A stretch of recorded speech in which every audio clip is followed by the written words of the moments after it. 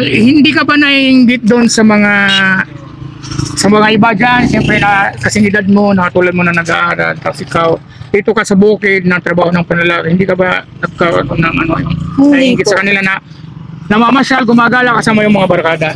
Hindi po, kasi isa rin po yung hindi rin po kasi ako mahilig gumala. Tas parang mas iisipin ko pa po yung makatulong sa magulang kaysa po gumala, kaysa wala pong ginagawa sa bahay, ganun. Kaya po, mas tumutulong na lang po ako sa kanila. Ayan, mabuting anak. So ayan mga beshi, yung katulad ni ate girl, kahit na may tsura siya maganda sa imbis na may ibang trabaho siya napapasukan, so mas pinili niya rin dito.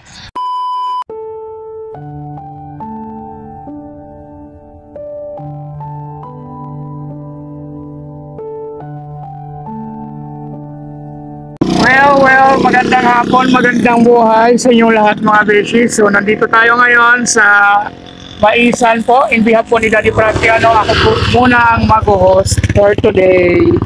So ngayon alamin po natin yung buhay nila ate, kung gaano po kahirap talaga yung trabaho nila na magpitas po sa ganitong kainitan, no? Kung paano po, kung gaano kahirap magpitas po ng mais. Yung po talaga yung mga kinabubuhay po nila dito.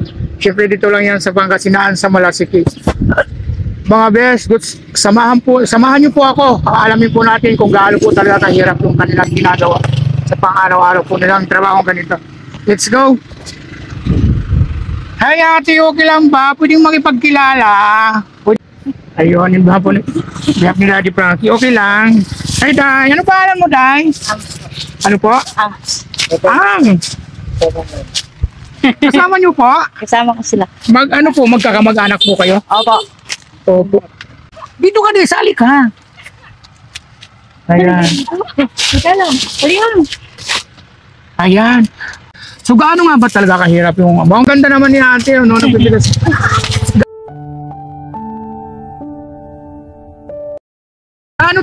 Gaano kahirap kayo yung ganito yung pagano ng mais? Mahirap po. Masakit sa kamay, tsaka sa likod. Ano yun natin yung sa inyo itong mais? Hindi po, nakikibalat lang po.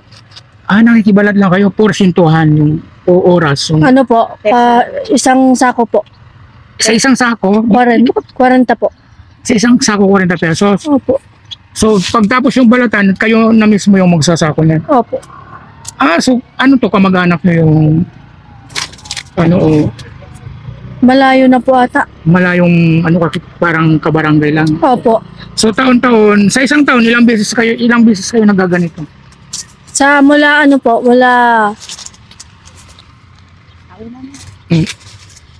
mga 3 buwan lang po. 3 buwan. So 3 buwan bago anihin itong mga mais? Hindi, sa isang taon po, 3 buwan 3 buwan yung bago matapos ng mais po. 3 buwan bago di ba hinarvest? Opo. Tapos palay na po ang susunod. Palay lang susunod. So Opo. Alternate. Opo. So sa isang taon, isang beses ng mais, isang beses ng palay. Opo, isahan lang po. Isang mais sa isang taon, tapos isang mais sa isang palay naman po sa isang taon. So ilang taon ka na, Day? 17. Ano pala pangalan mo, Day? Maxine po. Maxine. At ikaw naman? Ams. Ilang taon ka na? 30 plus. 30 plus. So wag na natin alamin kung ilan yung plus. Ikaw, Dong? Maxil. Ilang taon ka na? 12. 12. Bata pa, no? Hindi na kayo nag-aaral? Nag-aaral po. So ngayon bakasyon na?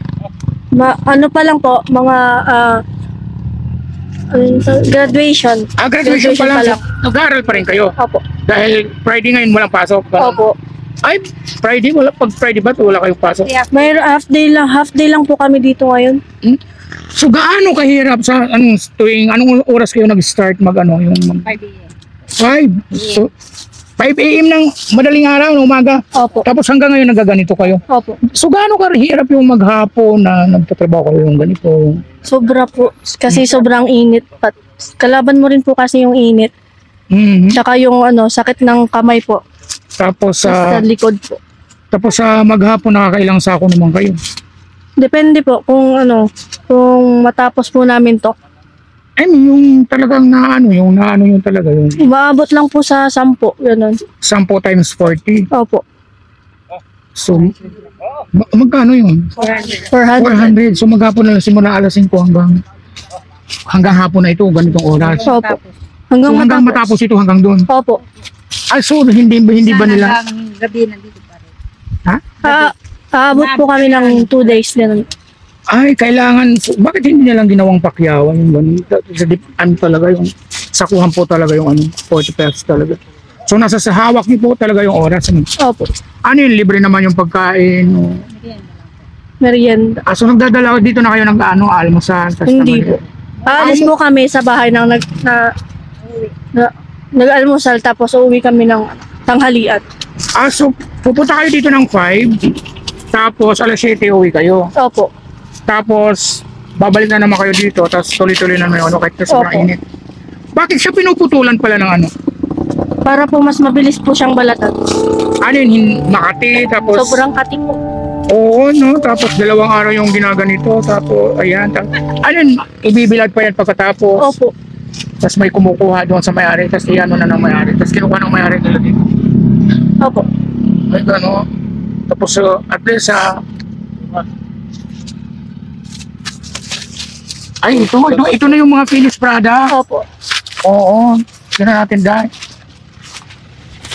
At pagkatapos ito, dahil ibibilad pa ito, di ba? Ito mga fish, yung mga kanilang mga finished product. So, ayan, ito yung mga nila, no? So, pag natapos nila, tapos yung mga pinagtabasan, yung mga ganyan. O, dito kayo. Oo, maganda siya.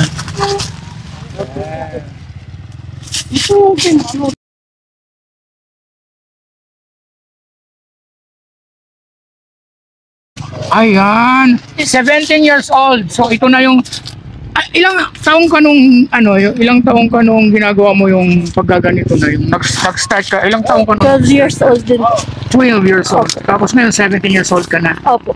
So ito yung pang-support mo sa pag-aaral mo Opo. para Tapos support na rin po sa magulang po. Ilan ba kayong magkakapatid? 7 po. Oh, wow, dami, masipag si nanay So yung mother mo ng trabaho, Housewife lang po. yung father mo. Minsan po, carpenter, tas minsan po dito po. Ganito rin At po. nagaganito din. Opo. So ayan, no. So pagkatapos pala ng tapos ito yung mangyayari, pagkatapos balatan, tapos ibibilad nyo. Is kayo pa ang nagbibilad nito, hindi na? Hindi na po, yung may-ari na po, tas yung mga, niya po, mga nagtatrabaho po sa kanya. Tapos hanggang, saan kayo nag-start doon? Diyan lang po. May boundary.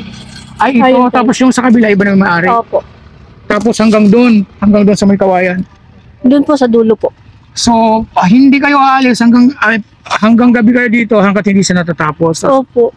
Tapos uwi po kami mga mga 7, ganun po, para kumain po. Tapos pabalik po dito. Ng gabi. Opo.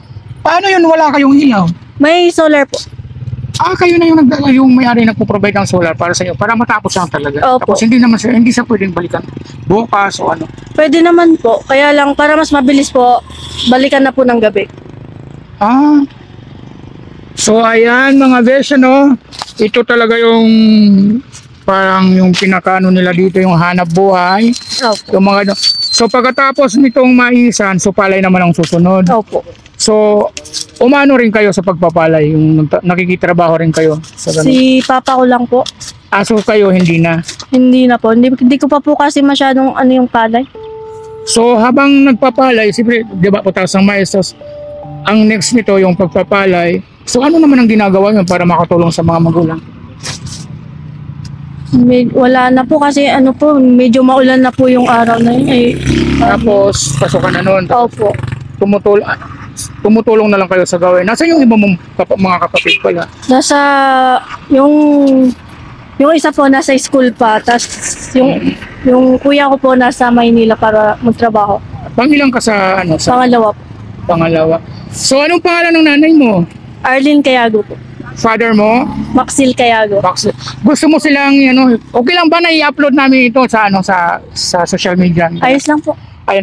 Kung gusto mong batiin yung mother mo at saka kayo mga yung mga kapatid mo.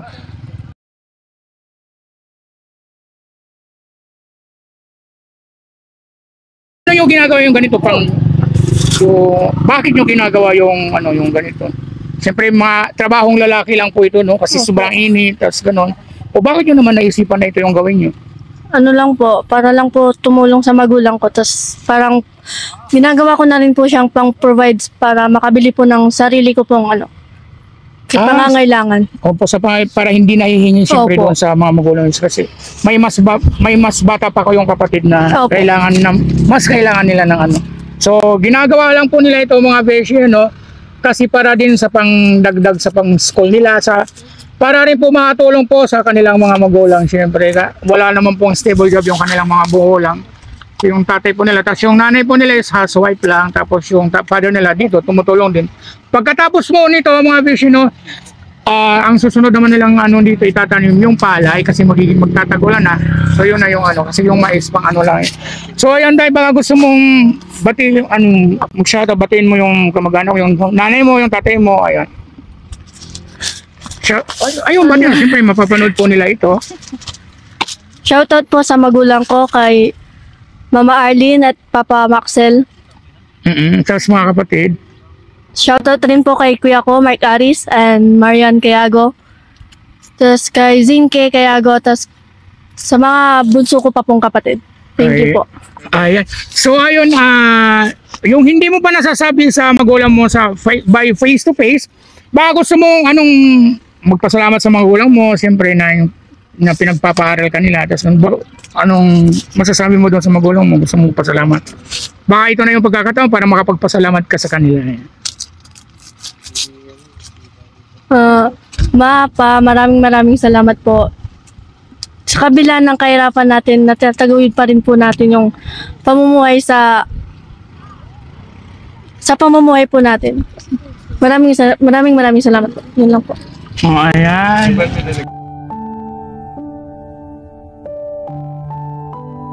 Hindi ka ba naiinggit doon sa mga iba dyan? Siyempre na kasinidad mo, nakatulad mo na nag-aaral, tapos ikaw, dito ka sa bukid na trabaho ng panlalaki, hindi ka ba nagkaroon ng naiinggit sa kanila na namamasyal, gumagala kasama yung mga barkada? Hindi po, kasi isa rin po yung hindi rin po kasi ako mahilig gumala. Tapos parang mas iisipin ko pa po yung makatulong sa magulang kaysa po gumala, kaysa wala pong ginagawa sa bahay, ganun. Kaya po, mas tumutulong na lang po ako sa kanila. Ayan, mabuting anak. So ayan mga beshi, yung katulad ni ate girl, kahit na may tsura siya maganda sa imbis na may ibang trabaho siya napapasukan, so mas pinili niya rin dito. Kasi bakit mo pala pinili? Bakit hindi mo sa ibang trabaho yung pasukan mo imbis na kaya sa kantin ka o sa bakit ito yung pinakagusto mo yung siyempre gawin? Medyo wala pong mahanap na trabaho po dito sa Aliaga kasi po yung mga kantin po hindi po sila naghahanap ng mga trabahador, ganun po. Yun. Or kaya maging sales lady ka o sa isang grocery, sa mga... Wala. Malayo pa po kasi yung bayan dito. Tas binabala ko naman po yun pag nag-18 na po ako. Parang working student Opo. ka rin. Ayan mga bisna, sobrang napakasipag ni ate girl. Ayan. Kita nyo naman sa itsura, di ba? May itsura siya, tapos dito sa bukid, simula umaga, alas 5 tapos hanggang gabi siya nagtatrabaho para makatulong siyempre sa kanilang mga magulang. Diyan yung ibang mga dyan na ibang mga katulad ni ate girl, na siyempre naghahanap buhay din para makatulong sa kanilang magulang. Kung ano man po yung maitutulong nyo din sa inyong mga magulang, ayan. Bakit hindi nyo pagawin para mas makatulong po kayo sa kanila? Ayan. Ikaw naman, Day. Halika dito, Day. Baka gusto mong batiin yung... Ayun. Wala kang babatiin? Wala na po kasi siyang magulang. Ay, wala ka ng magulang. Bakit ano nangyari sa magulang mo? Dito ka, Day. Dito ka. Wala na po. Dito ka. Tabi ka kay ate girl. Ikaw, baka mayroon kang gustong batiin. Ano ba nangyari sa magulang mo? Namatay na po. Silang dalawa? Hindi po, yung nanay ko lang po. Matagal na. Ilang Nung COVID po, nung COVID. Noong 2001? 2021. Opo. Ah, so yung father mo. Doon sa bahay namin. Ay, bakit naman ito yung yung napili mo rin gawin? Tinatry ko lang po. First time mo? Opo. Opo, bago lang po siya. Bago lang. So, kumusta naman yung first time na magtrabaho yung ganito? Sakit sa kamay na Gaano mama. kahirap? Yung, siyempre, init. Sobra. Tapos Sobrang- paggabi namamanhid yung kamay. Parang, Sakit sa likod. parang simula umaga hanggang hapon. Opo. So, ilang araw ka nang magtatrabaho ng ganito? Depende din po kung may Hindi, yung ilang araw mo na itong ginagawa? dito. Hmm. Pang-pito siguro. Ilan ba kayong magkakapatid? Ito. 7. Ilan ka? 5. O nasaan na yung ibang mong mga kapatid? Namatay na din yung iba. Ano yun? Ano ka? Single or Single jowa? po. Single. Boyfriend o ano? So walang balak na nag-aaral ka pa rin or na-stop ka lang? Tapos na po. Tapos na. So bakit hindi ka maghanap ng ibang work? Kisa naman nabibilad ko sa araw. Trabaho pang lalaki. Hindi po, nag-abroad po ako. Dati kang ex-abroad OFW. Opo. Anong bansa naman yun? Middle East po. Ilang ka doon? Ilang taon ka doon? 2 years and 5 months. So kailan pa yun nung nag-abroad ka? Anong taon yun? 2015. 2015. Mong bati yung kung sino man ang gusto mong batiin. Dai. Shout out sa mga taga-Lunak lang. Ayun lang. Sige, Day. Gusto kong matuto kung paano ginagawa yan, Okay lang ba? Paano? Turuan mo nga ako ni. Ito na lang si Inday yung magtuturo nga sa akin. Ayan mga bes, magpapaturo tayo kung paano nila ginagawa yung pag-harvest ng mais kasi siyempre nako-conscious na ako kasi first time. Ganito lang Paano po. ba yan, Day? Itutusok mo lang po siya dito. Tapos, Itutusok. yes. Okay, magaling. Tapos gaganunin mo lang po. Parang babalatan mo po siya. Tapos puputulin mo lang po. Ganun po. Sige, Day. Hawakan mo ito. Ikaw yung mag-mic. At ako yung magaling ako magtusok yan. Sandali. Mga bes, panoorin niyo ako kung paano ako Tapos ito, itutumba nyo. Opo. Gusto baka matusok yung ko.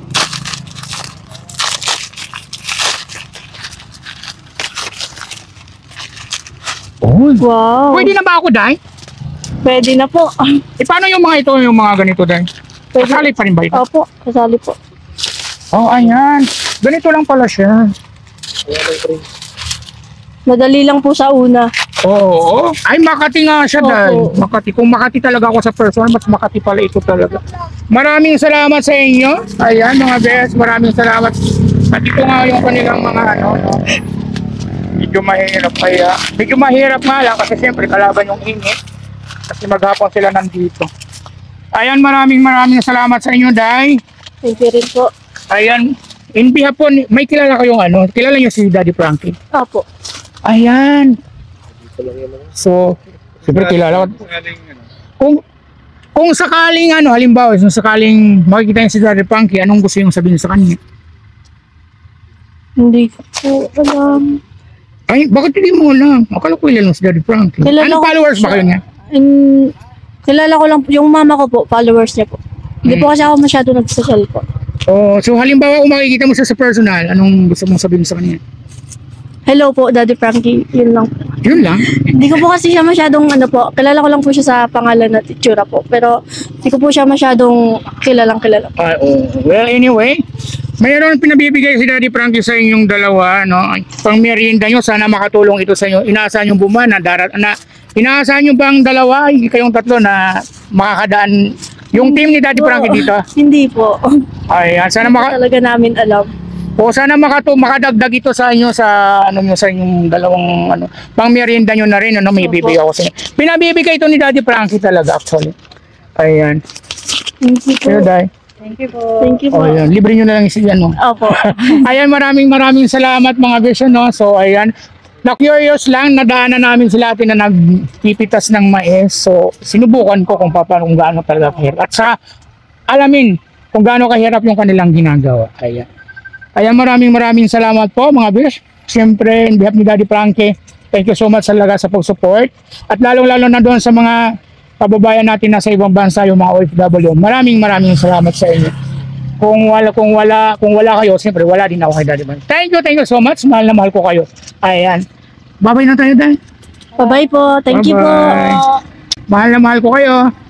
Ayan.